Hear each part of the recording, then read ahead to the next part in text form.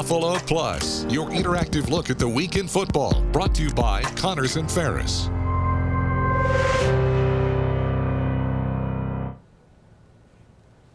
Hello and welcome to Arrowhead Stadium in Kansas City, where the Bills and the Chiefs will meet in the divisional round of the AFC playoffs.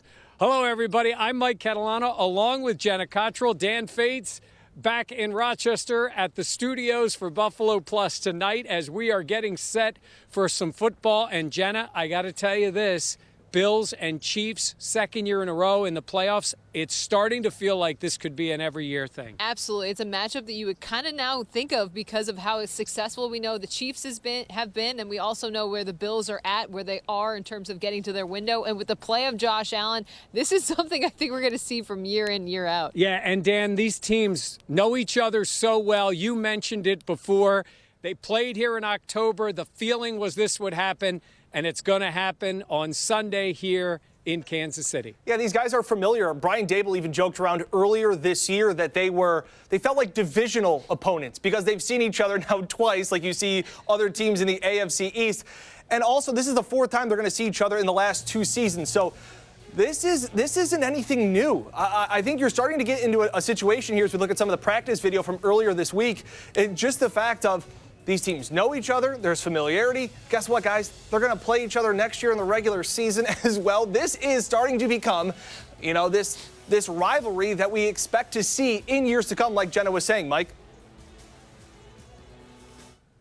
Yeah, no question about it, these two teams. And Dan, the other part about this is the matchup, as we'll talk about, between the quarterbacks. But I know these entire franchises have been preparing for this for a while, in the idea of getting together in the playoffs when everything is at stake, right? Yeah, the last time we saw Josh Allen in Kansas City, look, he was hurdling over defenders, but they still remember the loss more. And even after the Patriots win, where they were perfect offensively, they still have a bad taste in their mouth from what we heard from the Bills earlier this week. Last week, the Bills exercised 2 decades of Patriots dominance in Western New York.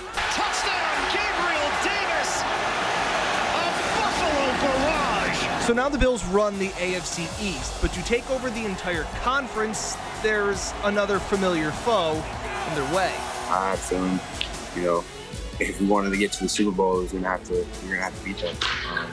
And here we are.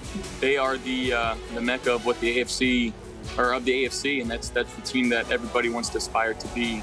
Well, the Bills danced on the sidelines in Arrowhead back in October. He hurdles and picks up the first down. But the loss from January in the AFC Championship game, yeah, it's still fresh in their mind. Things like that, you don't forget, how we lost and when we lost. The loss has definitely stuck with a lot of us over the offseason, coming into this season and leading up to now. Things like that, it's going to always motivate you. I don't care what you say, it's always going to motivate you. So, man, we're ready to go. We're looking forward to Sunday. Because it's like they say, to be the best, you got to beat the best in the playoffs. Reporting with the Bills, Dan Fates, Buffalo Plus. Yeah, they've beaten them before, Mike, but it's just the fact of getting to do it at this stage. Look, legacies and careers and Hall of Fame busts aren't built for what you do in the regular season. So while the Week 5 win was massive mentally to get over the hurdle of beating them once, doesn't really matter when it comes to this game, and that's why I think the Bills were talking about why it means so much to them. Yeah, it does. And you know what I noticed in Dan's story there, Jenna, is the players do think back to those games. They think back to last year. They think back to the game here in October. They say every game is the same. These games, Bills and Chiefs, are not the same. They really aren't. Then usually during the season, you hear them downplay, hey, we might have seen this team before, but that doesn't matter. We don't have a chip on our shoulder. I love how candid they were this week, talking about what that loss in the AFC Championship meant to them. I mean, Devin Singletary talking about you don't forget where that happened, when it happened, what it meant for this team. And I think you're going to see a very motivated Bills team because of how their season ended, the way it ended. And I just think that's something that this team can build off of, and they have their opportunity here against the Chiefs to kind of have a statement of their own. Yeah, and Dan mentioned legacies. And when you talk about legacies, let's be honest. In the NFL, it's quarterbacks who have the legacy. Everybody knows that. And these two are building theirs. Mahomes is off to a great start. He's been to 2 Super Bowls. He won one, trying to get back to another championship game, maybe a 3rd straight Super Bowl. And you know about Josh Allen, what he's trying to do. Keeps building, made it to the title game last year. These 2 quarterbacks are linked. They know it. And they're linked by these big games. Mahomes got the first one. Allen's trying to get it back. And Allen being linked to Mahomes, he takes that as a sense of pride.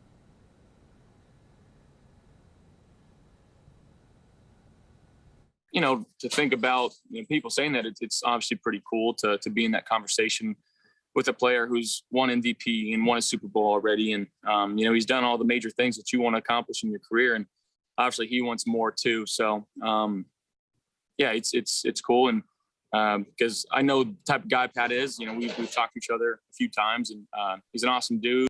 Yeah, I mean, he's a tremendous player. I actually know him a little bit off the field as well. Great dude. They put a lot on his shoulders, and he rises to the occasion. I mean, he's able to run the ball. He can throw the ball. He has the arm strength to throw it anywhere on the football field, and he makes great decisions. So, like you said, we'll probably play them a lot of times. Be great competition, and it's definitely a great challenge for us as a team to compete with them. Yeah, these 2 linked from the day that the Bills traded that draft pick to Kansas City, and they ended up taking Patrick Mahomes to right now meeting again in the playoffs. And, the fans are tied in with these 2 quarterbacks. And speaking of fans, this weekend in Kansas City, Jenna and I ran into some of them. You know Bills fans always travel well. We got to have fun. Fans, we're talking food as well. We got to check out one of the local spots here in Kansas City. It's a Bills backers bar, Al's Bar and Grill. It was started by a guy who lived in Buffalo for a long time. He's been at it here for 10 years. Bills fans from all over the country stopping by this weekend to get ready because Bills Mafia knew it was the place to be before the big game.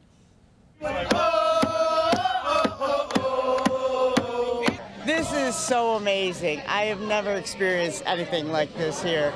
Yeah, we found Al's Bar and Grill outside of Kansas City, a local spot that's been a hideout for Bills fans for the last decade. And owner Al Burns loves it when Buffalo comes to town.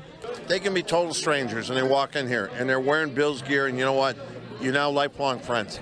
We met Greece natives Mary Rogers and her husband Lou, and while they made the trip from Western New York, today they united with a whole bunch of Bills fans from all over. Idaho, Iowa, Colorado. I mean, I've met so many people here today. It's amazing. An amazing atmosphere and plenty of Western New York staples. And what are fans saying about tomorrow's playoff game?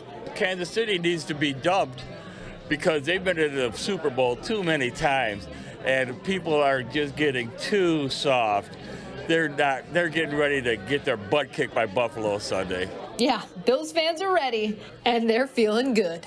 It's just a spirit and a liveliness and that internal hope that this may be the year. I love it. The eternal hope that this might be the year, but they know Bills fans do. They're going to have to get by the Chiefs to do that. We know we're going to see a big game here this weekend. Yeah, I was thinking, Dan, about Bills fans. You come to Kansas City where there's barbecue, and what are they doing? They're eating chicken wings. Yeah. That's Bills fans for you, Dan. Well, it's funny because they've become so familiar. Like, you hear Josh Allen and Patrick Mahomes talk about one another, and they've been doing it for a while now. And it's who can throw the ball farther. That was it. And they're getting to the point where they're complimenting each other more off the field than on the field because they've done it for so long.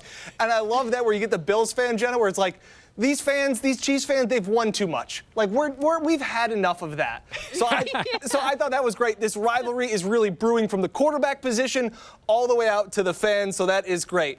Coming up, it is Sean McDermott against Andy Reid. They are also rivals, but more mentor and mentee. It's the guy who fired them and hired them, and we'll talk about that matchup coming up in Buffalo Plus.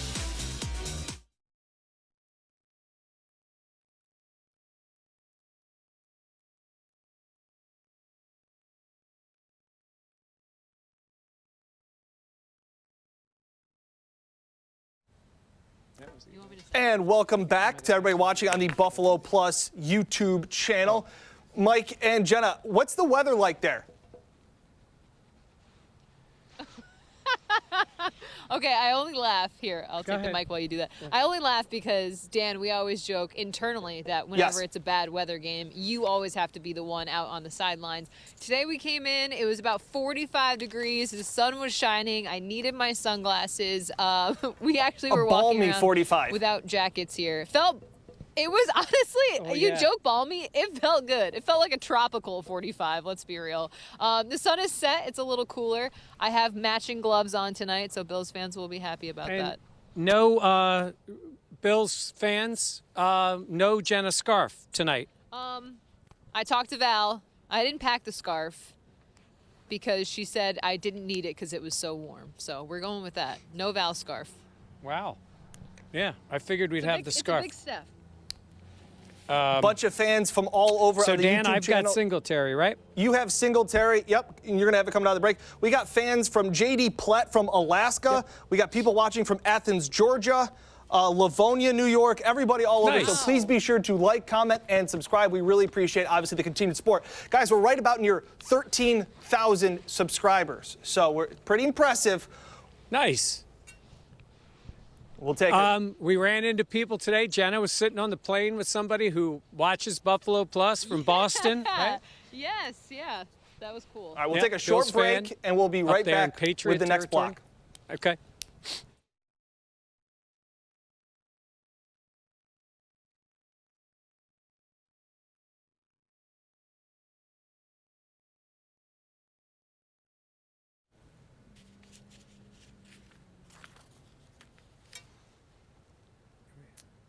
Welcome back, Mike. You guys are out in Kansas City. You're watching Buffalo Plus. Take it away, Mike.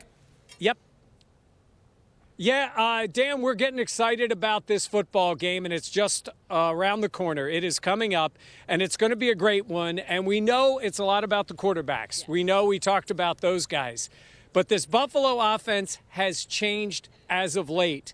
Maybe it was out of necessity. They needed a little help. They needed more physical play out of the run game, maybe to translate to the entire team. And the line stepped up. We know the offensive line has played well, but one of the running backs really stepped up, and he has become a force in this offense and maybe for the rest of the playoffs.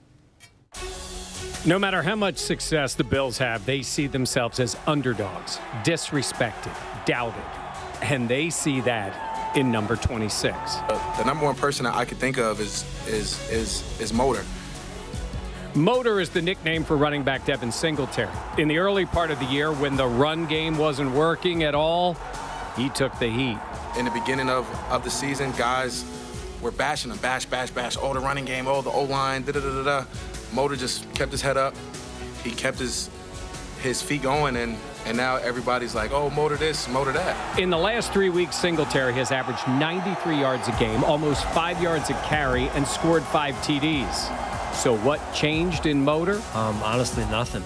Just in terms of his approach, his work ethic, his focus. He's always run like that. But man, things that's worth having in life is not going to be easy. And in this game, there's going to be a lot of ups and downs. So you can't get too high, you can't get too low. Somewhere in the middle, reality falls. So that attitude right there helps me a lot. Let's be clear, this is still a Josh Allen offense, but having a Motor to get them running right sure has helped. And they hope it helps again on Sunday in KC. Yeah, Dan, you made an announcement this week about the running game and your thoughts on it. Do you want to repeat that for everybody? Yeah, obviously we know my thoughts on the running game and what it has been. And Mike has helped me defend my point that earlier this season, it was pretty much like a waste of a down to run the football. That's no longer the case now. And I'll go as far to say, Mike, you listed the stats there in that story, but just the fact of Devin Singletary, I believe, is the most important Bills player on offense that is not named Josh Allen. I think he just adds a complete another dimension. He is now a threat. It used to be a waste to give the ball to him. It is now a threat the way the Bills' offensive line is playing. It's kind of given them, it's almost like they're so surprised by it, guys, that it fires them up that they're able to run the football. I'll go with that far. I'm sorry, we're having interference here. I didn't think I was talking to Dan Fates, but it is. But they are running the ball. Yeah. And you know Sean McDermott wants to be able to do that, Jenna. We know that's what he wants as part of the offense, especially going up against his buddy, Andy Reid. Yeah, I mean, we know these two have quite the relationship. I mean, Andy Reid hired Sean McDermott. He was an intern under him, then ended up firing Sean McDermott. But obviously, Andy Reid helping Sean McDermott get the job with the Carolina Panthers. These two, the respect between one another runs deep. The connection between one another runs deep. And also just the way they've built their organizations in perspectively for them.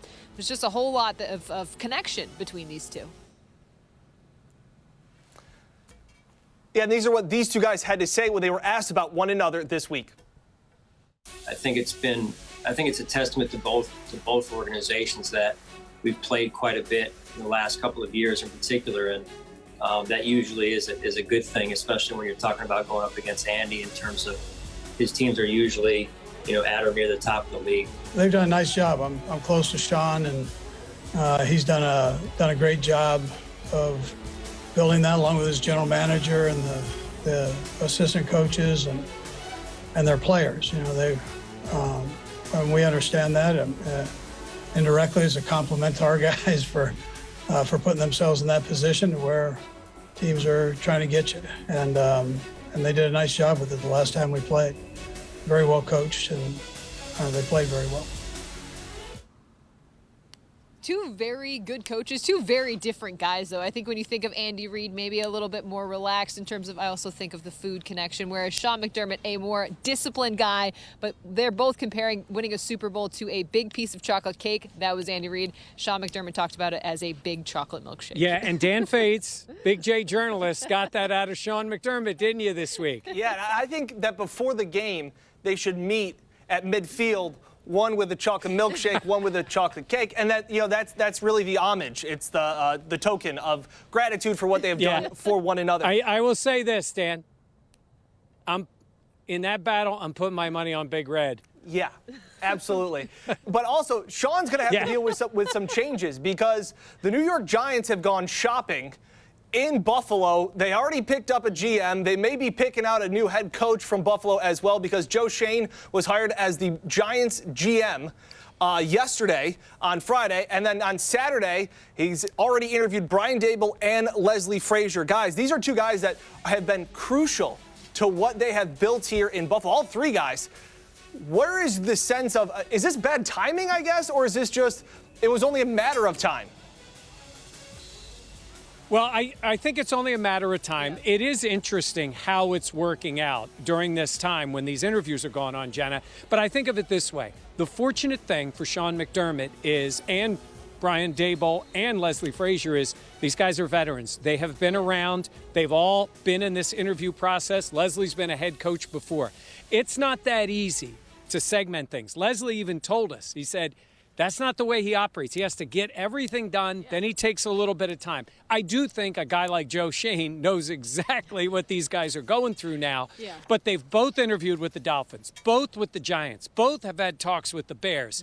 That's an interesting dynamic, isn't it? That the same two coaches on the staff sort of are up for jobs, the same job in maybe 3 different cities. I think that's just a testament to what happens with good teams. You see, that's one of the downsides of having a great team is that other teams want to pick off that success. And the Giants thing is interesting because I think when you saw Sean McDermott come to Buffalo, he grabbed Brandon Beane from the Panthers. Like you saw a lot of Bills-Panthers connections. Will we see that in New York? But it is interesting to see these two guys that are, two different sides of the ball going up for all these head coaching jobs. But again, I just think that's a testament to where the Bills are at and how much they've progressed, and they've seen players progress around the league in Buffalo. Yeah, and Dan, I'll repeat what I said before. Leslie Frazier deserves another chance. Yeah. Yes. Brian Daboll deserves his first chance. I think you agree, I think both of them are going to get their chance to be a head coach. Absolutely, and Brandon Beane's just sad that he's losing his golf buddy. So, yeah, everybody's got to deal with something. Coming up, it's Catalana's Mic Drop, our favorite segment.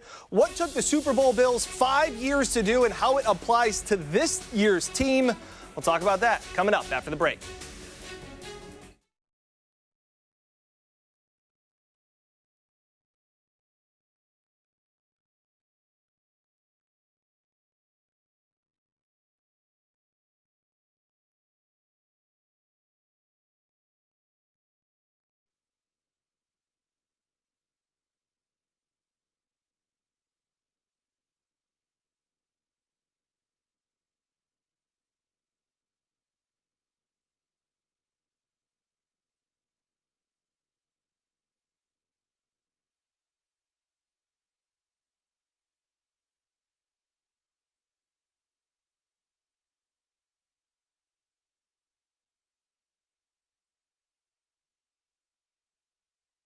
Anybody? Yeah, hey. Anybody watching? So we have people watching in Alaska? Yeah, hey, Mike, real Hang quick. on. What do you got, Dan? Just some behind-the-scenes baseball stuff here. I think we're super heavy. Let's drop the hide shot, and we'll do mic drop. Yep. And the injury report, and then we'll go to our fans.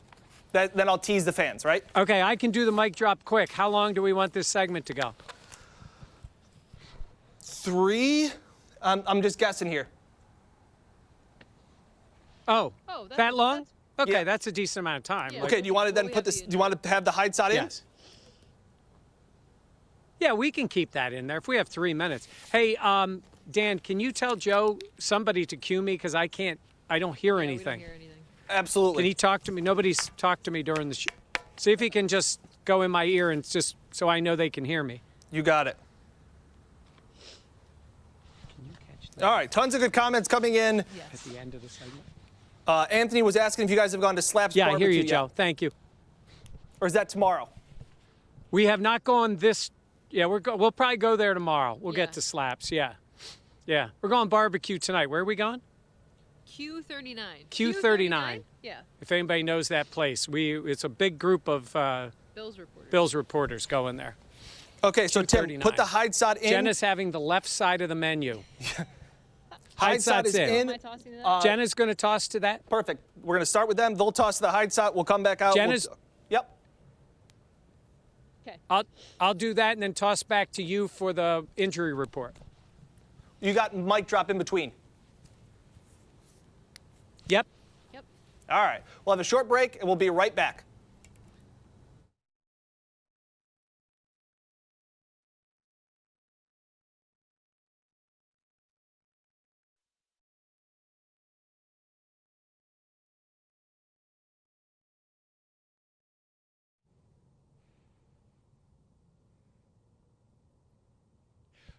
Welcome back to Kansas City. You hear the play-by-play guy for the Chiefs? That's the way he says it. Kansas City. Mike Catalana and Jenna Cottrell, Dan Fates with us here, and we're talking about the Bills playing on the road. Mm-hmm. Jenna, this is a big moment for them, and coming off that huge win against the Patriots last week, it'll be a little different inside Arrowhead. Yeah, we know it's a different environment. We know there's going to be a lot of fans here at Arrowhead. And Micah Hyde, a guy who was such a veteran, he's been at everything. He's seen it all. He's done it all. He talked about what to expect in this environment here at Arrowhead and what it means for this Bills team. You know, I think as competitors that we all are, you know, we love home games. We love being in front of Bills Mafia. But at this point, you know, wherever we go, Bills Mafia follows us. So that's number one. Number two, it's kind of cool playing in front of an away crowd just because, you know, you're in enemy territory. You got your boys with you who you've been with all year facing adversity. It's another challenge. So it's kind of cool playing home and away. But like I said, Bills Mafia travels anyway, so it'll be loud.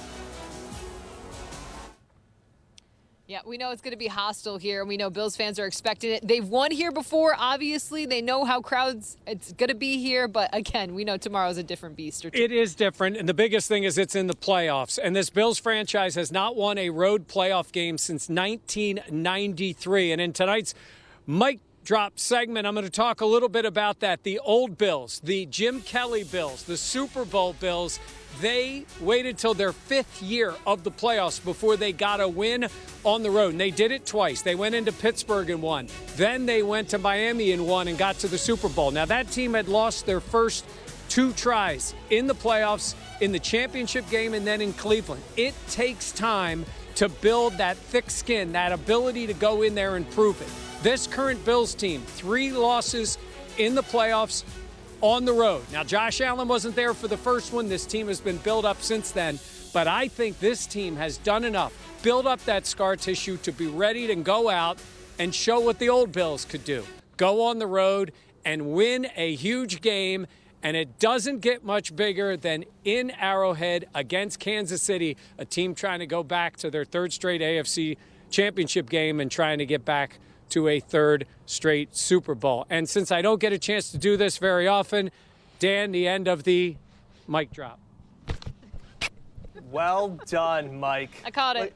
Yeah, usually you'd have to unclip it and then drop it. But the one thing I wanted to say about Arrowhead and the fact that the Bills have gone here before, I just remember Stephon Diggs talking about he's played in a lot of hostile places, and he said it is so loud and deafening it's almost silent because it's all you can think, all you can hear is your own voices and your own thoughts. So that is something that they will be watching here.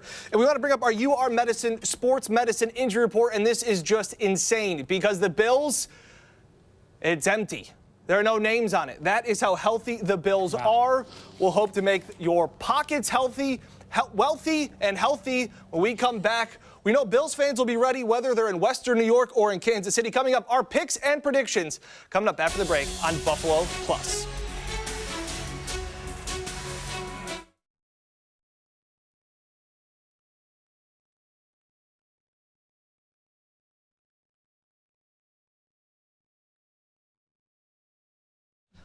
The drop. The actual drop. I didn't know if Jenna was going to catch it. And 2 people watching on Buffalo. Oh, well. Okay. I got hands. She's, yeah. This is Allen and Diggs here. We got this going. No drops. Hey, Joe, how much time do we got in that last block? Jenna is 2020 Dawson Knox, not 2021 Dawson Knox, not 2020 Dawson Knox. Wow, rude. Yeah. We're the only ones here. we really kind of looking around. Everybody's gone. I know. So we'll have some more. Hopefully everybody on Buffalo Plus has gotten a chance to see our podcast. We had Haley Lewis, reporter here in Kansas City. She came on with us. We've got more content on there. We're going to be putting up something tonight with our 5 players to watch. So make sure you check out all that. We appreciate all the support we've gotten on Buffalo Plus.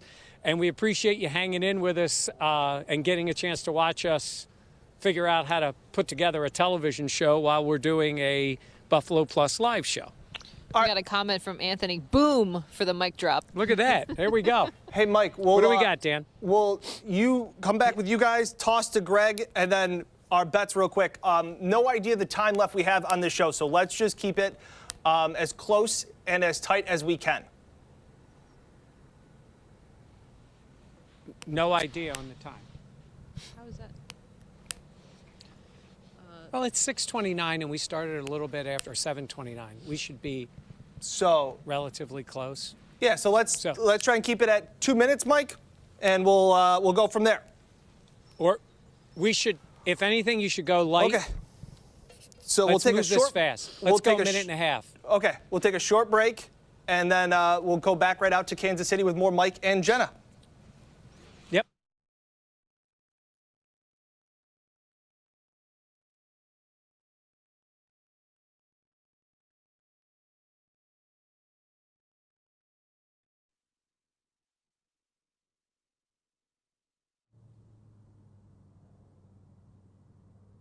Back in Kansas City, Mike and Jenna. Let's start with our sponsor. Greg Connors had some thoughts on what he expects to see here at Arrowhead.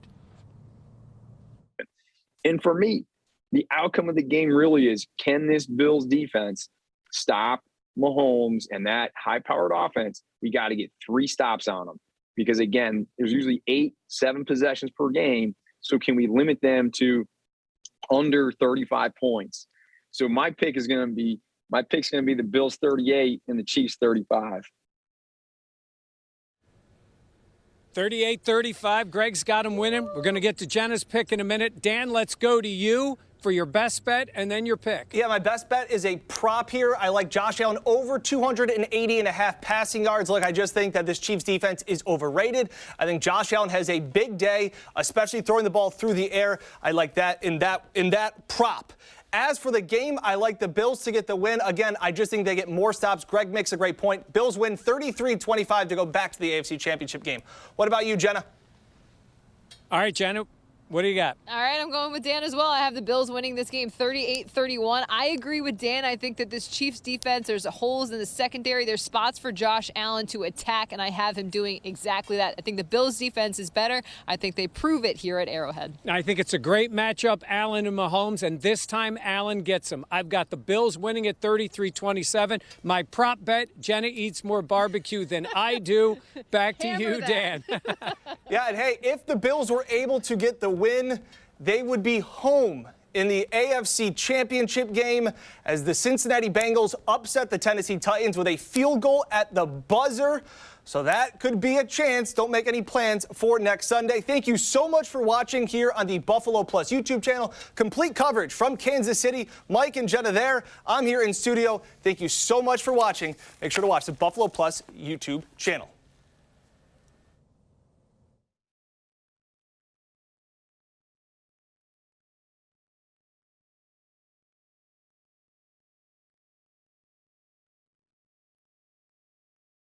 This.